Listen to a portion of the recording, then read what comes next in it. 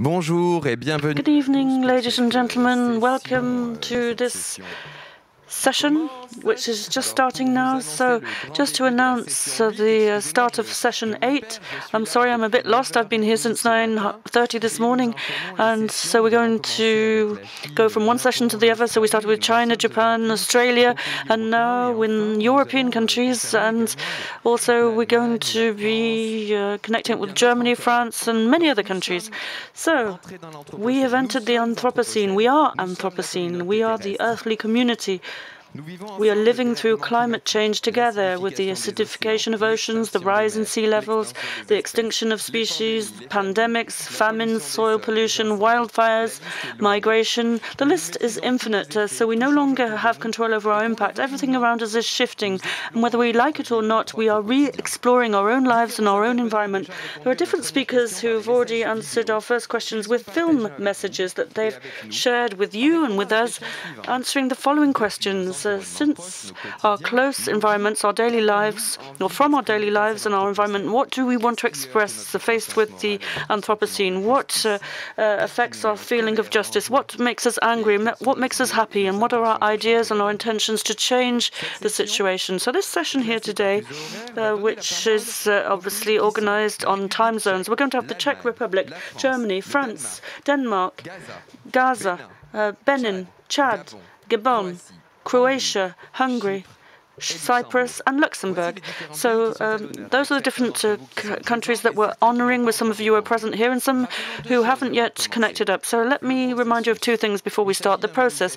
We're talking about an open manifesto, so it's all about global participation and also using your tools, art, poetry, dance, singing, whatever tools you have at your disposal. The idea is to get a message across, and a message that we're going to try and get across throughout today's session. So obviously everybody's going to be able to tell their stories, to talk about their concepts and their ideas. And the idea is really to create a collective.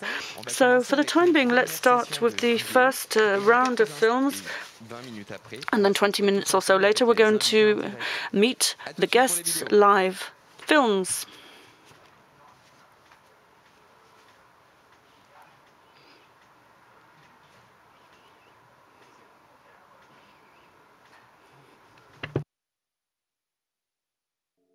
Good evening. I'm in Kamenitsa. It's a village in central Bohemia. It's the weekend today, and I left the city. I'm now in nature, or what looks like nature, but there's nothing natural here. Behind me, it's not a forest. It's a plantation. It's a plantation of spruce trees. It doesn't have living beasts like animals, flowers, but also we have non-living elements like soil, which give life to flowers. In front of the plantation, there's a field. And this field is planted, it's plowed by human beings. Maybe you are eating crisps, which come from the potatoes grown in this field. Maybe you're sitting in your apartment in a city somewhere. Why not? Half of the world likes crisps. Why not? Half of the world lives in a city. Why not? So you've probably eaten food that comes from the other side of the world. So why not eat food that comes from Kamenitsa? So that's what I think about Anthropocene.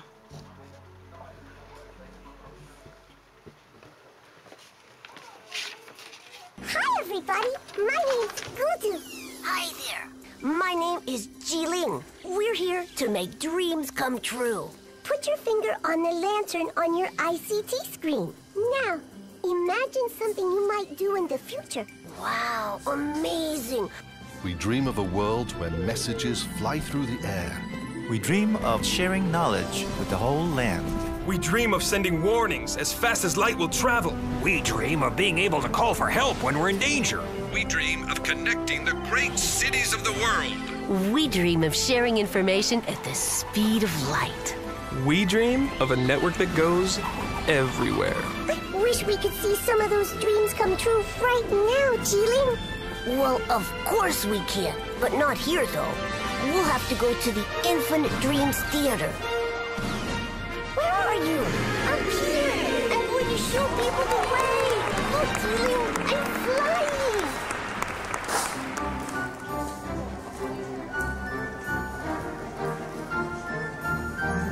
So, are you guys ready to share your dreams about the future of communication?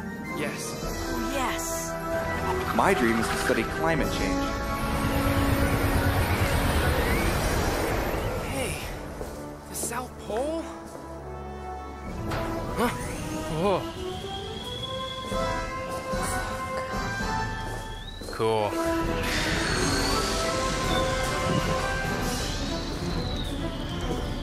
Uh-oh.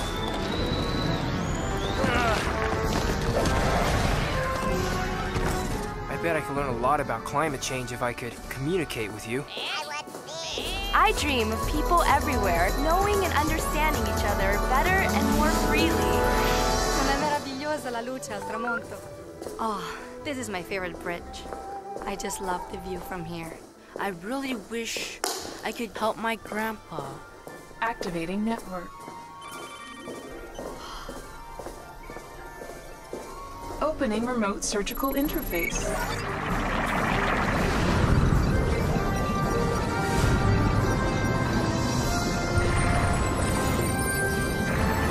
Grandpa! Come on, Gongo! Way to go! What an amazing dream. Let's share it together. Like this.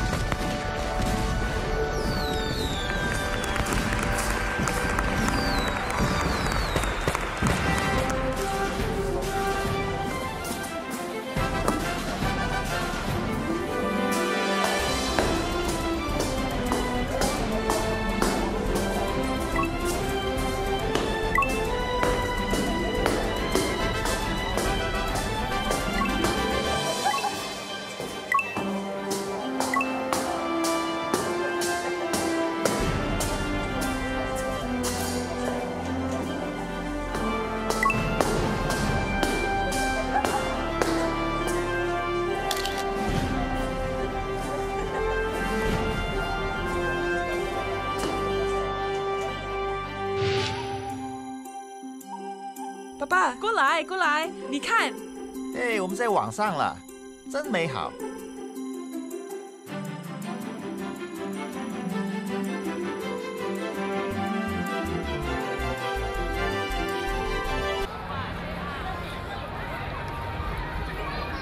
It was really interactive. There was a lot of people, like nothing I've ever actually seen before here at the Shanghai Expo.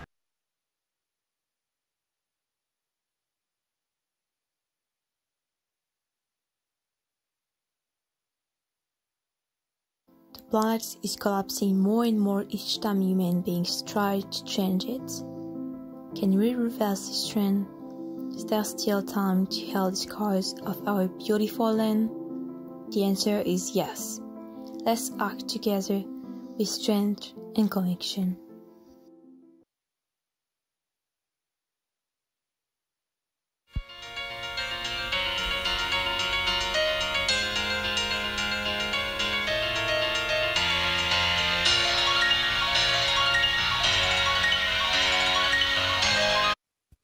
Mesdames et messieurs, regardez. Ladies and gentlemen, look at the world today. Are you ready to live like this? Our world is dying slowly. Do you know why? Whose fault is it? Open your eyes, people of today. To live better, let's start by a small gesture. The importance of our gesture is not the gesture but collectivity. Together we will be stronger, strength in unity. And if we work together, hand in hand, we'll be able to save our planet. If we work together, we'll be able to move forward. Let's stop the massacre. Let's stop causing global warming. Man and nature should be one, otherwise we will have no future.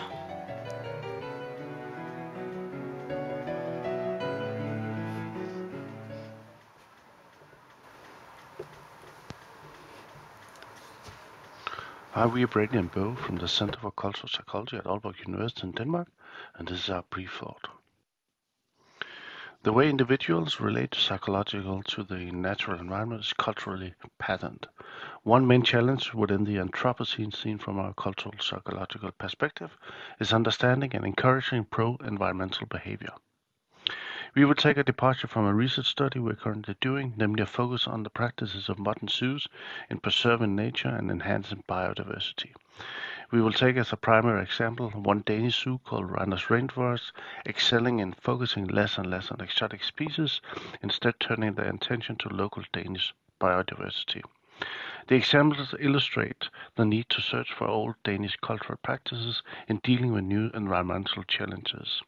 Hence, adapting to a new environmental reality is not only a technological matter, it is just as much a cultural, psychological matter of relating to historical practices in a positive way. So here's the example. In the development of zoos, two concepts have been central for understanding the effort of conservation of biodiversity: in situ and ex situ conservation. Zoos have predominantly been doing ex situ conservation by helping preserving animals in habitats not their own. But increasingly a focus on in situ preservation has become dominant as well, primarily through conservation programs directed at animals in their natural habitats, like buying up rainforest and protecting it in Southern America.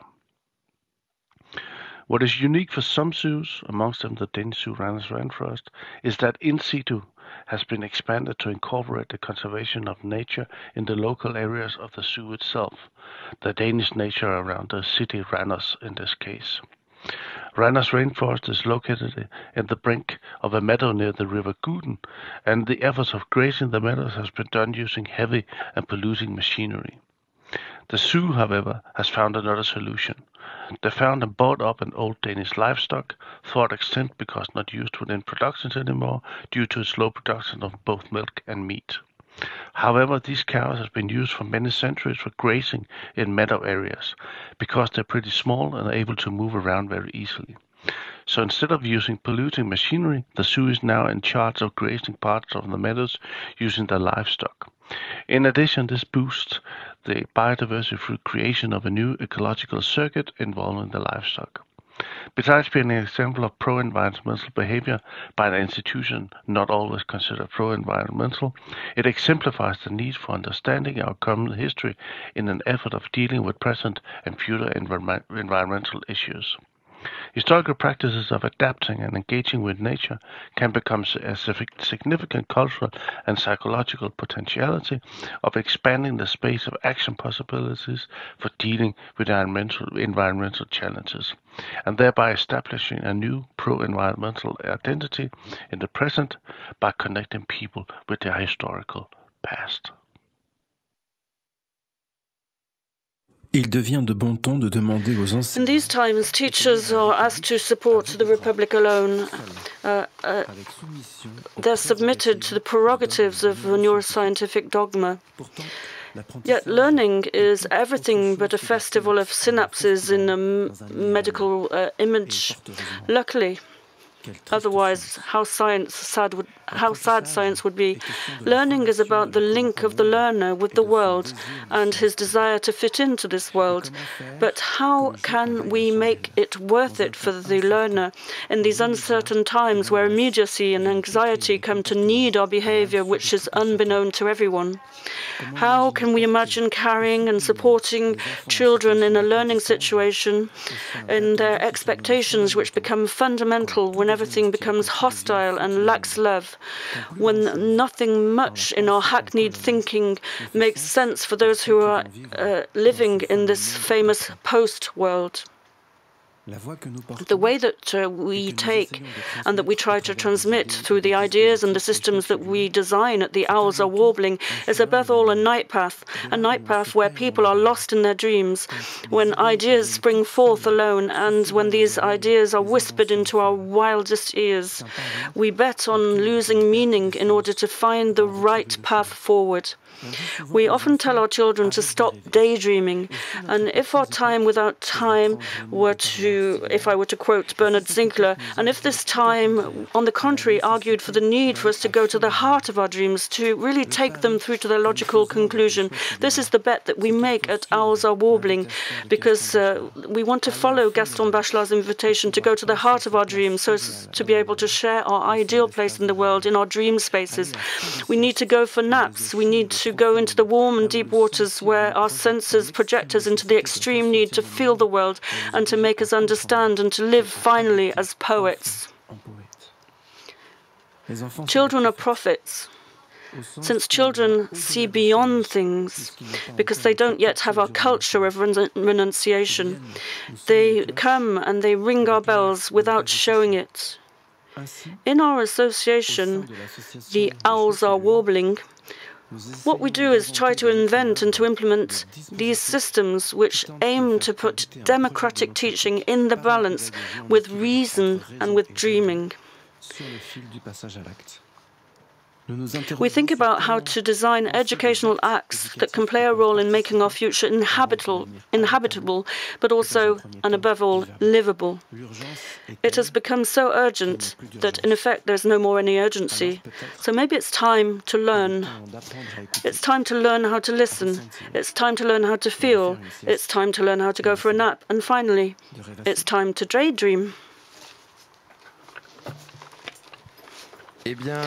Well, here we are back again for this session of discussion. So we're going to be continuing with this manifesto. So we've seen these films that have come from far afield, from all of these countries across the globe, and we've heard about the challenges related to education. We've heard about the different levels of artistic protection. Obviously, we've talked about plastic arts with Carola Uelken and Franziska and Klotzler, and we've seen those films which were produced by schools, with a high school, which is the Privas High School, close to here, and these films are great to watch together as a whole. So before we start our discussions and before we try and find this common thread which is coming out through these testimonials, which obviously are focused on education, you know that the Anthropocene is a subject where educating and transmitting and conveying is a form of psychology that we transmit to high school students through art and other activities. It's really central to this theme. So I'd like to give the floor to Espoir Olodo,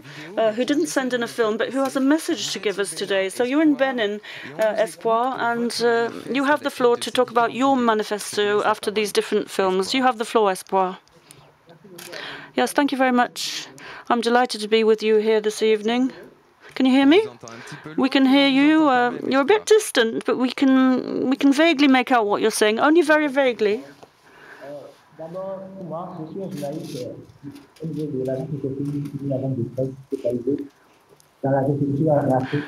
I'm sorry, it's extremely difficult to hear the gentleman.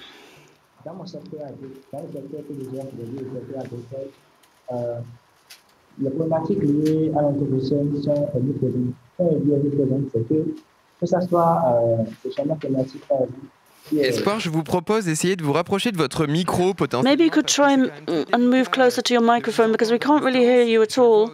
So I can see that our different panelists are all looking at each other with their eyes wide apart, thinking what's going on, trying to lip read, in fact. But no, it's not working, unfortunately. Can you hear me better now? Oh, that's better. Yeah, that's a bit better. Okay, great. Thank you. I was saying that agriculture and farming is really at the heart of all of this. It's at the heart of everything to do with the Anthropocene, because obviously you know that Anthropocene is all about human activity and the impact of human activity on the planet.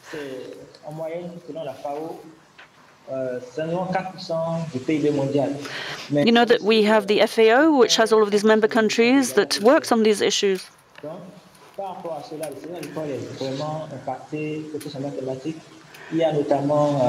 In Africa, we've done a lot to develop different farming practices.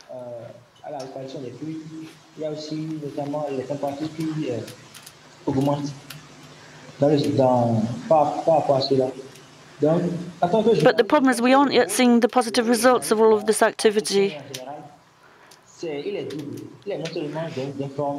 the there's a twofold objective for us in Africa. Not only do we have to inform people about all of these activities going on and these activities that we have to propose, and I think the Anthropocene and this manifesto is a great opportunity to spread the word and to raise awareness.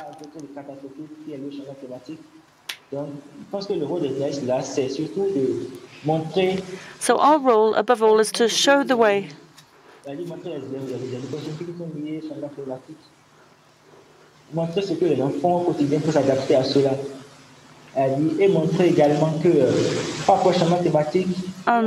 to show that there are challenges ahead of us, but nonetheless we can rise to these challenges and overcome them.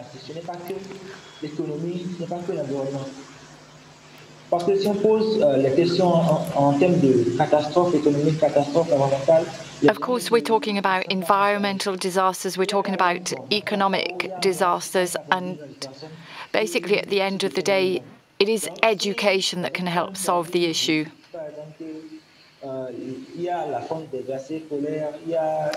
I'm afraid it's very difficult to understand the gentleman.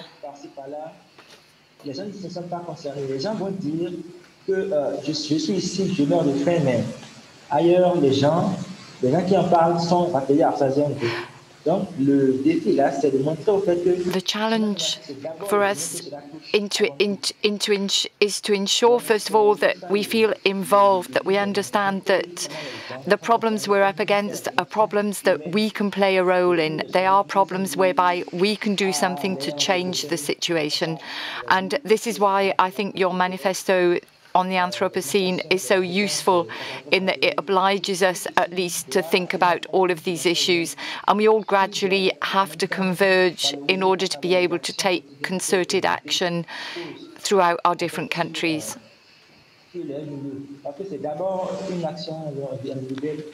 I repeat, I think the action has to be taken in the field at grassroots level. Yes, the politicians have to play a role, but I think we all need to understand that we as individuals can be extremely influential. That's basically what I wanted to say in relation to the Anthropocene. Thank you very much, Espoir, for this message, and thank you very much also for passing on the information about your generation, because obviously the Anthropocene is not just about passing on information and know-how through education. It's also all about commitment. It's also all about the work that is done by the journalists and by all of the audience, who we hope are going to be able to pass on the good word as such after the discussions this evening. Now, what I would like to do now is put a question to Carola Uelken and also to you, Klotzler. What about this message of hope that you wanted to send out? You don't like the approach, as you've said, whereby everybody focuses on the potential catastrophes. Your film presents us in a very surprising situation. If I'm not mistaken, you filmed from the inside of a building at the Shanghai Expo a few years ago, whereby you occupied the space temporarily. So it's an emblematic building right at the heart of Shanghai, one that is monitored very carefully, and yet you were able to give birth to a very different artistic alternative, and it makes us think about third-party spaces or third spaces. So please, Carola, can you go into a bit of detail on, one, how you've gone about presenting your artistic proposal, but also the soundtrack. What about the soundtrack? It was the message from the Universal Exhibition at the time, if I remember. It was a better city for a better life, and sometimes this is something that seems very, very ambiguous, but very anthropocenic, given the subject that we're focusing on. In other words, that brings about generalized urban development. Your turn. Over to you. Yeah, thank you very much for inviting us. Franziska, Klotzler and me are very thrilled to talk about this work that we did in 2016 when we went to Shanghai, and both of us were invited by a collective of artists and actually teachers who were teaching in an environmental school who occupied the information and communication pavilion at the expo site. It was built in 2010 and 2014. You saw it in the video. This was the leftover of these 4 years of fantastic futuristic ideas about the communication of the future. What we found interesting is like taking the advertisement from 2010 and thinking about urban space and urban scale from the Shanghai Expo and what was left over from that side. Usually Klotzler and Uelken as a duo who's very interested, like both of us are very interested in urban spaces, and we're interested in how us humans also leave our traces with naming them. We search into real estate scandals and into very specific places where real estate is getting a lower value because of some believings, some overnatural believings, occult believings into ghost stories in places. And then we travel to these places, make video work, sound recordings, and talk to the people who are actually not benefiting from these conflicts, but the real estate agents who are getting a very low price on a building in order to make a business out of it. So for like the last 4-5 years, we were interested in these spaces, but also both of us have a different direction now. We both studied art, and now I'm focusing a lot on interdisciplinary work with different people from the science and the arts in order to communicate better about what an individual being is and what an ecosystem is in order to change our point of perspective as an individual in this world. And maybe Franziska, you can also talk about your practice, which is also changed throughout the last 2 years. Je vous en prie, Franziska, prenez la suite et enchaînez. Franziska, go ahead. We have a certain number of time, a few minutes to dedicate to Germany with great pleasure. We don't. Yeah. Can you hear me now? Yes. Yeah. Thank you for having us. My approach is a bit different, or became a bit different in the last years. I focused more on the psychological.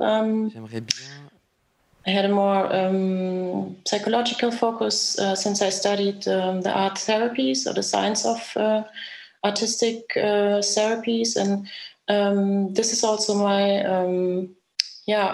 maybe a different perspective from how to maybe have a look on healing from the cultural and psychological side, like the healing approach is my perspective.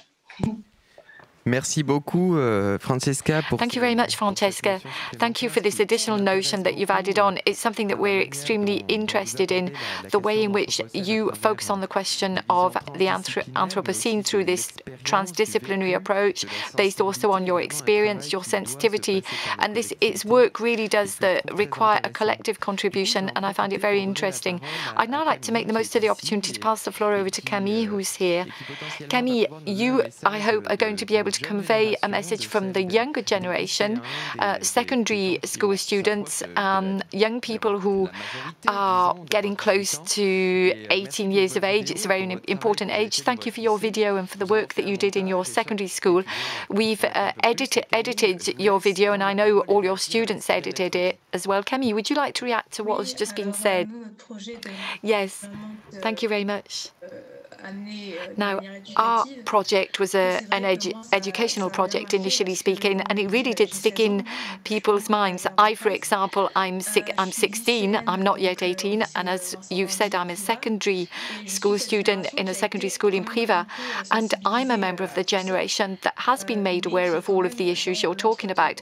But nevertheless, we're somewhere in between. We're somewhere in the no man's land. In other words, we know that we're going to be part of the world afterwards, but we're also familiar with the world that has gone before. So our generation, I would say, I think is maybe a bit more aware than past generations. I become aware of the situation when I start telling myself, oh, I'm young, I'm not very old, and yet I can see exactly what's happening around me. I live in a village, a town, for example, that is not highly developed, and yet we've got problems. And this is where I suddenly realized that the overall situation is a lot more serious than I potentially understand. I've seen piles and piles of waste in the town I live in Privas, the waste just piling up in the street. And And I think I've seen these piles of waste far too often, more than I dare to count, in fact.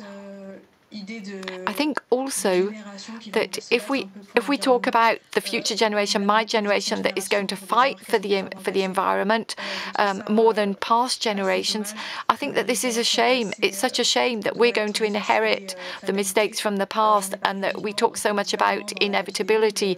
I talked about this in the video. I think the mistakes from the past, we shouldn't see them as creating a situation where inevitably things are going to be disastrous in the future.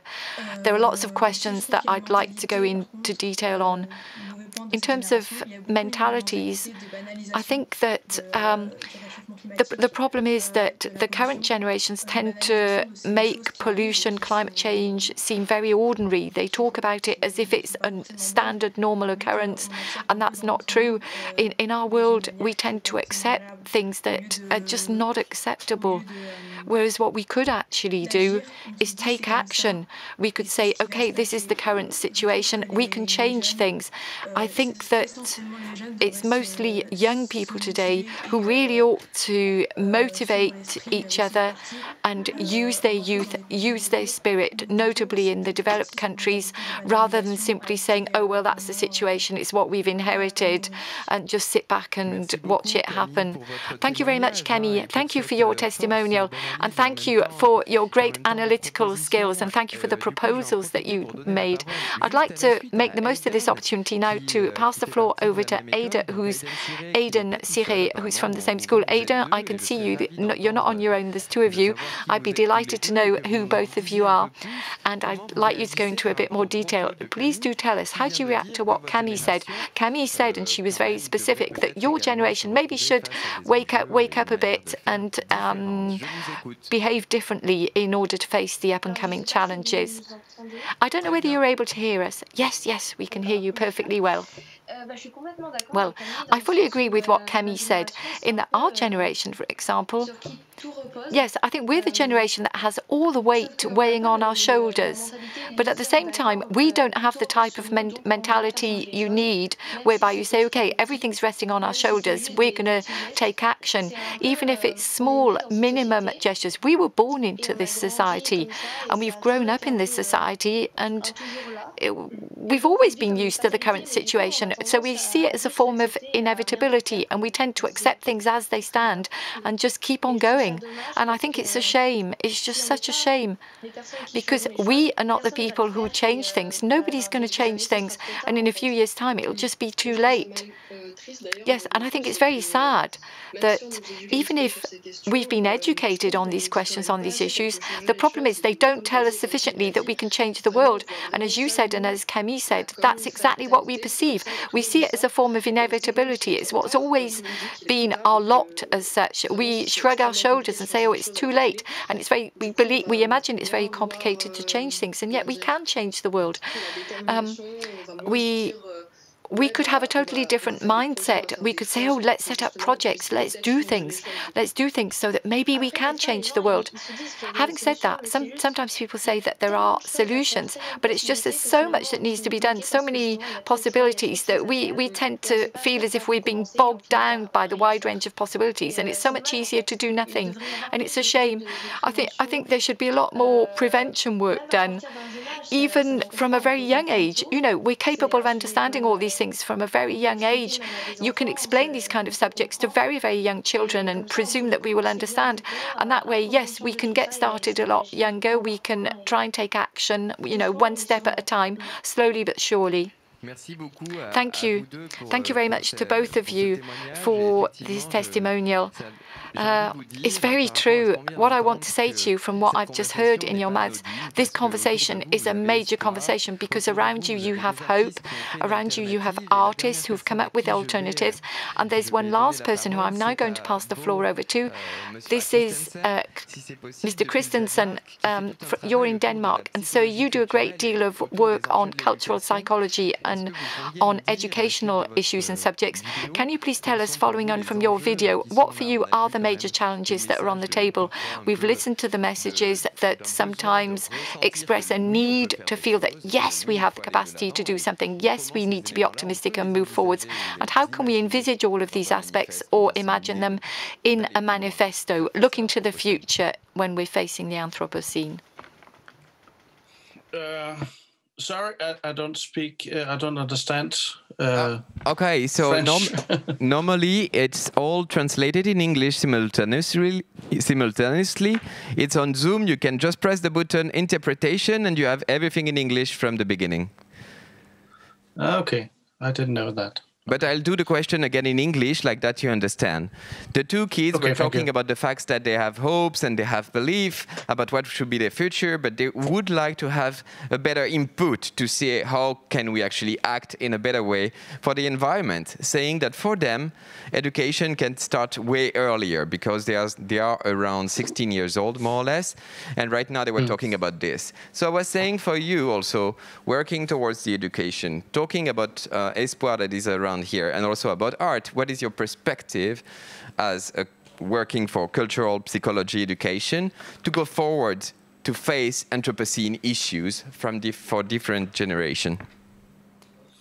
I think there's a huge issue for understanding how humanities can be a big part of this understanding of how we can kind of like change the environmental understanding of what is happening.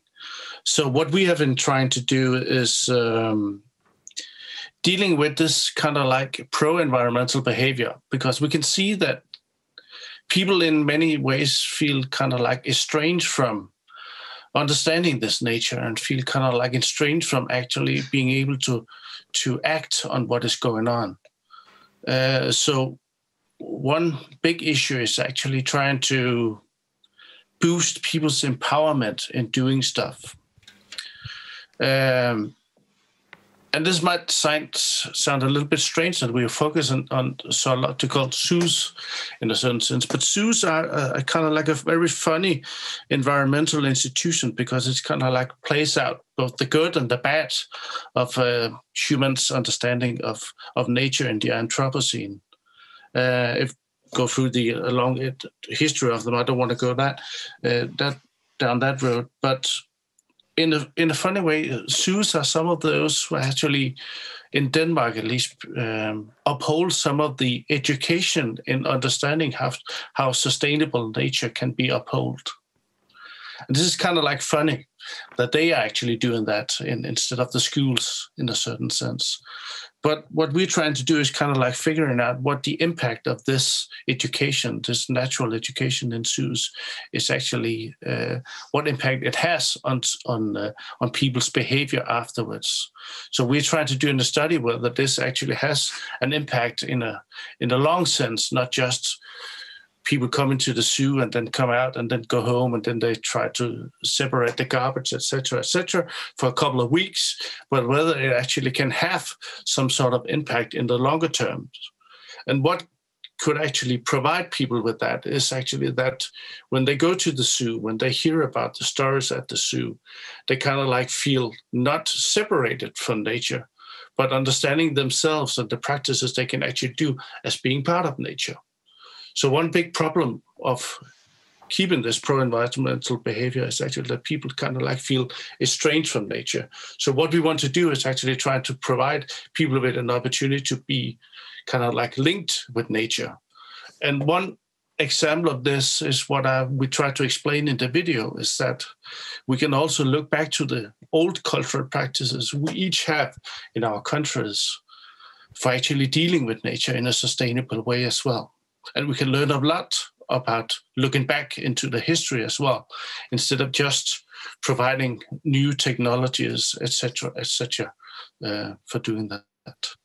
So that would also be one part of actually educating the kids, actually looking back into history to kind of like understand how we should deal with the future in a certain sense. Effectivement, transmettre. Yes, that's very true. It's all about passing on, but passing on is all about doing as well. It's all about engaging, taking one step further, moving beyond.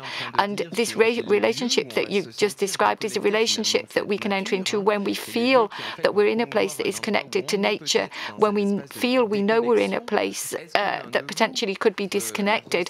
I'd like to ask you, have you felt in one way or another, what has been the moment, what was the moment or the place or the space or the situation where you thought, oh, here we are. The upheavals that we're currently experiencing are real and they're occurring on a daily basis. So I'm asking you, can any of you give us a personal vision or a testimonial whereby you suddenly realize, oh, I'm in this changing world? Well, personally speaking, there's one example that springs to mind.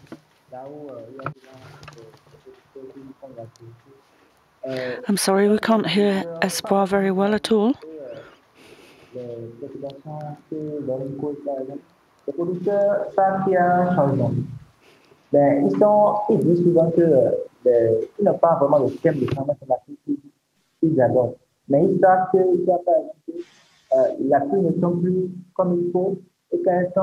Alors, Espoir. Sorry, Espoir. For technical reasons, really, we can't hear you, so we can't translate you if you can't hear you.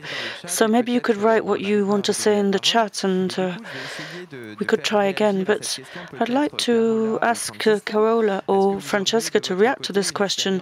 Have you got any experience to share with us? Carola, maybe. Yes, actually, I have a very current one, and that's not really about the nature outside, but more the nature within, because I'm working with a group of people in order to understand what microorganisms do to our bodies. I'm kind of working as a curator in order to invite artists and show their practices on this behalf, on working with living material and organisms.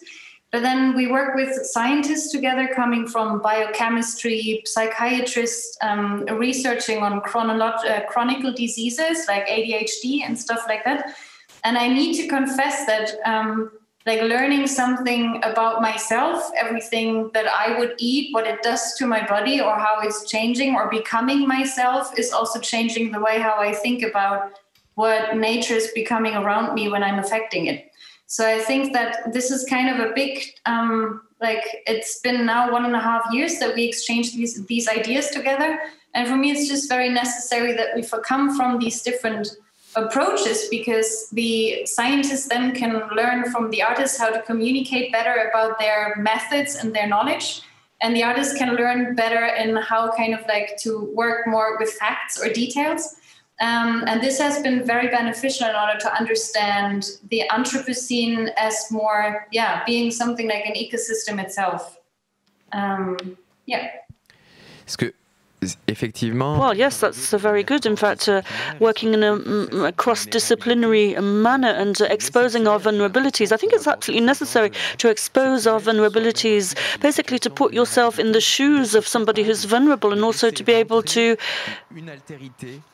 think about otherness, other people, and to come up with new proposals and to understand each other better. I think this is a very interesting approach, and this is something we saw already this morning in one of the sessions this morning. I'm not trying to give you any guidelines, but I really agree with what you just said, and there are some very interesting ideas there. Now, Camille, what about you? How do you react to all of this? Do you see, have you addressed these challenges, and have you realized that, well, all day long we've been listening to these different points of view, we've been listening to different scientists and people from academia. So if we were to give you tools, what would you do? Are you interested in doing rather than thinking? And in your working world, what would you like to do? Would you like to do? Would you like to think? Well, I think I'm very interested in the social dimension of all of this. The Anthropocene concerns human beings, obviously, human beings in general. Then, this being said, it's true that I'm more focused on having more resources. We need more resources to be able to act, and given the fact that the young generations, well, we're often told that the young generations will save the earth, but the problem is the young generations don't necessarily have the necessary equipment or tools to save the earth. Very often we don't have enough resources to be able to act, and I think this is something which is sadly missing among the younger generations. Okay, then, well, thank you very much for this reaction, Camille. And we had a live link up with my coordinator, who's just here, actually, and I'd like to ask her to take the mic, because I think she has a few things to say about this. So Espoir is going to express himself through Isabelle Vio, who's the coordinator here, who's in charge of group management here. So she's working next to Lorette, who's been drawing in line with what you've been saying. So she's been illustrating and drawing this morning. This roll of paper will soon be 8 meters long. So what did Espoir write in the chat? So I'm going to read you Espoir's message. As far as I'm concerned, when I go to rural areas to question producers, they have said that they do feel the effect of climate change. Very often there's less rainfall, and also they suffer from drought. And I think there are other messages as well, but I can't really open them. Oh, hold it, it's not finished yet.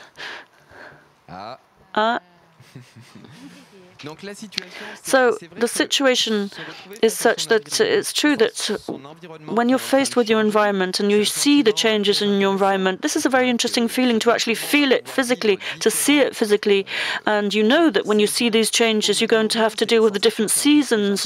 This is something we see more and more. Sometimes it feels like it's summer, and in summer the trees are losing their leaves, or there's very little snow in winter, and we get the impression that winter has become autumn, and so on and so forth. There's no boundaries between the seasons anymore.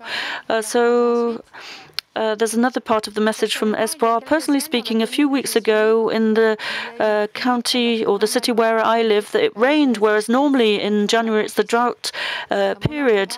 And in my relatives, I heard a lot of people talking about this. Some of them were talking about the end of the world or a punishment, divine punishment. So everybody agrees on the fact that the climate is changing.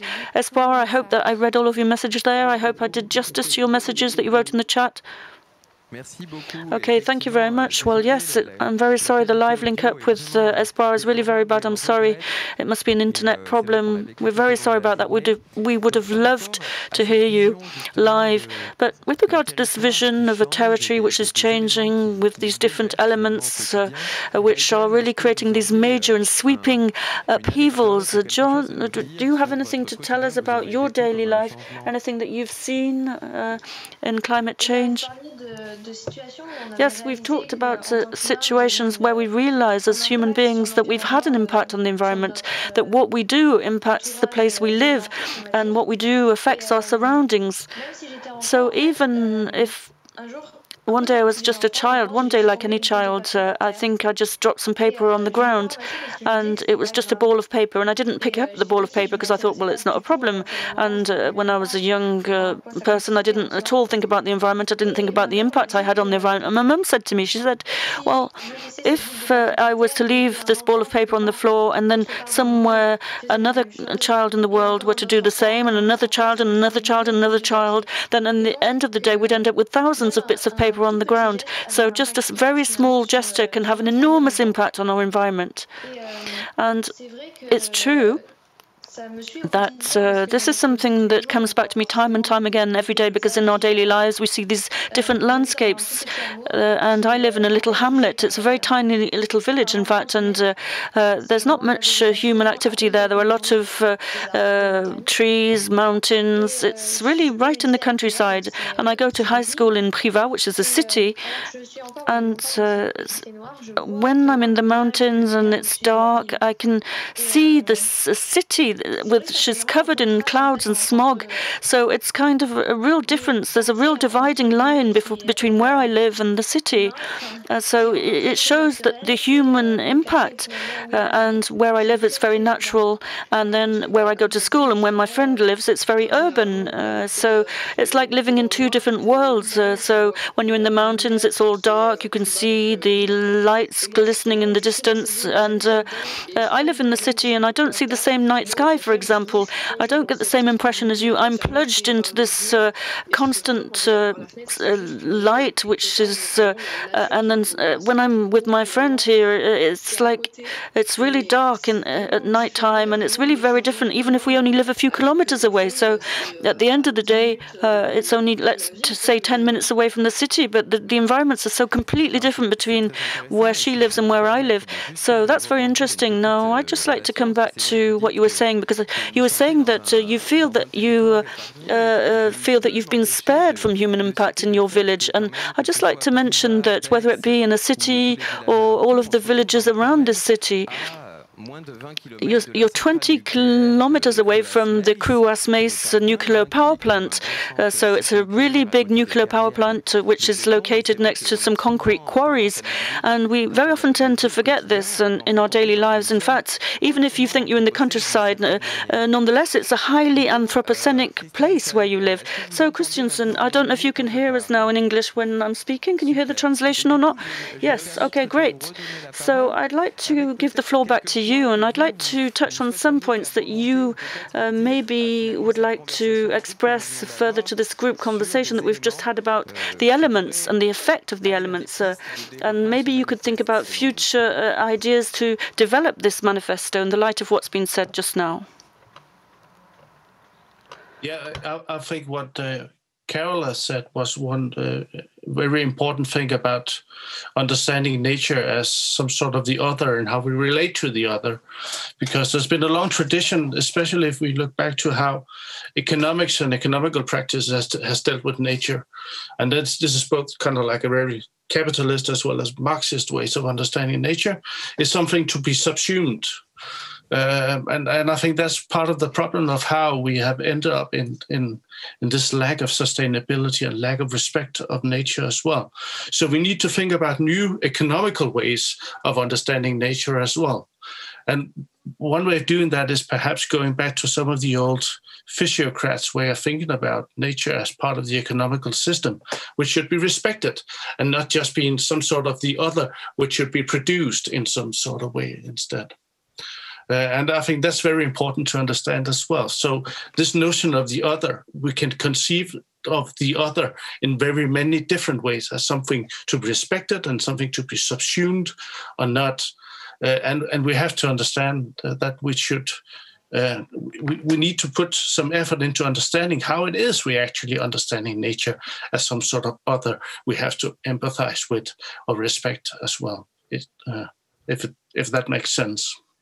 Yes, it totally makes sense for me. And this reminds me of what we were saying this morning at 10 o'clock when Korea and when Japan and China were speaking, and they were talking about the relationship with nature as being we're part of nature. In fact, we're part of the development of nature with the Wei and Dao concept.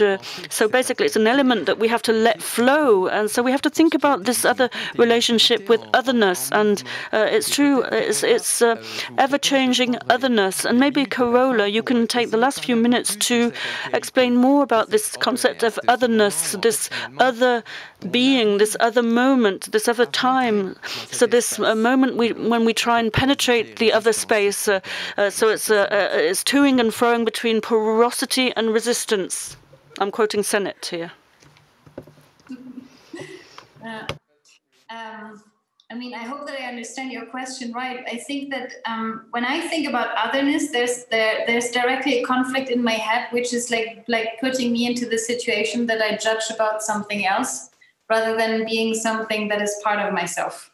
And I think that's kind of like a main intellectual difficulty that we're all facing, because we've been very much raised with being individual, being extraordinary, especially in the art scene. It's like something that you grow up with, like you want to, express yourself in any kind of way. But I think that there's a very interesting book written by Isabelle Vio, which is kind of like talking about the judgment of non-living and living material on this planet.